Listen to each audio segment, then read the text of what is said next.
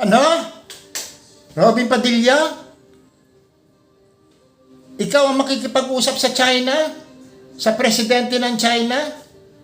Ano ba ang alam mo doon sa English? Ni English nga, hindi ka marunong mag-English eh. Pupunta ka pa ng China, baka tsaka doon, baka maligaw ka. Ano ba naman itong pumasok sa utak mo to, Robin Padilla? Tsaka wala namang nag-uutos sa'yo magpumunta ka ng wala namang order sa'yo na pumunta ka ng China at makipag-usap ka doon. Mas mabuti pa siguro si Jinggoy ang pwedeng pumunta ron. Pero ikaw, Diyos ko, ni English, hindi ka marunong. Alam ka ba naman, Robin? Diyos ko, mababuti pa siguro ko, sapin mo si Digong. Kayo mag-usap doon kung anong agreement, gentleman agreement na pinag-usapan nila para malaman ng taong bayan kung anong pinag-usapan nila. Tapos pupunta ka ng China, makikigulo ka lang doon. Guguluhin mo lang ang China. Baka pagtawanan ka lang doon kasi hindi ka marunong mag-English. Mag-aano pa sila sa iyo ng representative na para mag-English. Ano ba naman itong pumapasok sa utak ang utak ni Robin Padilla talaga? Utak biya?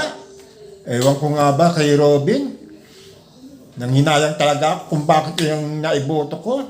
Sayang ang boto ko sa iyo, Robin, sa totoo lang. Wala kang nagawang ambag sa Pilipinas. Wala kang malamang. Tsaka yung doon sa hearing na lang na binabanggit ko sa iyo, yung nagpunta ka ng hearing kay ano ba ito? Kay Bato. Wala kang nagawa. Nakaupo ka lang. Tapos punta ka ng China, uupo ka lang doon, makikinig ka lang. Baka di mo alam ang mga salita ng mga Chinese doon. Baloktot ang mga English. Baka ikaw yung magbentong-balentong pa doon. Aba, si Robin Padilla para namang alam mo pumapasok sa iyo sa kakote mo. May utak ka ba? Baka binibiro yung mga Chinese doon. Papasok ka ng China. Baka mamaya, ang dami pokpok doon. Kilala ko mga China, Tapos pupunta ka doon. Baka mamaya, makipag-settle ka lang sa mga booking doon. Ano ba yan? Ikaw pa?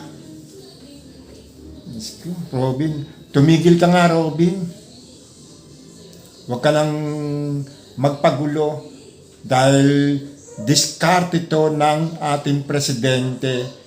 Dapat ang na lang, tingnan mo na lang, pumunta ka na lang sa West Philippines kung anong dapat gagawin doon at bakit sila yung mga China ay nakikigulo at nambubuli. Yan ang mo. O kaya kausapin mo si Digong, yung lolo mo yung 47 million tinangay nilipat sa ano ba yan? DBM? Nakakasuka. Kala ko napakahusay na presidente. Yung pala pumipitik din. Ano ba yun? Naman. Nakaka-stress. Akala ko napakatinong presidente. O ngayon, nilaglag sa ni Roque. O, di ba? Natauhan kayo lahat. Tapos kinakampihan nyo pa si Digong. Si Digong na abogado, na mahusay. Hindi niya kailangan ng papel. Ang kailangan lang niya, verbal. Tumigil nga kayo. Puro kayo mga nyawa. Si Robin talaga, Robin, tumahimik ka na lang, diyan ka na lang sa Senado, umupo ka na lang diyan at magpa-interview, magpa-impress sa mga reporter na kunwari gagawa ka ng trabaho. O di ba? Ganun lang naman yan Robin, di ba? Senador Robin Hood. Ano ba yan? Kilala kilatis. Sana wag ka na manalo sa sa susunod na, tsaka huwag ka nang lumaban, nakakahiya. Hindi ka na dapat lumaban. Nakakahiya ka lang. Bubutas ka lang ng upuan. Robin talaga. Sayang lang ang pinasusweldo sa'yo ng taong bayan.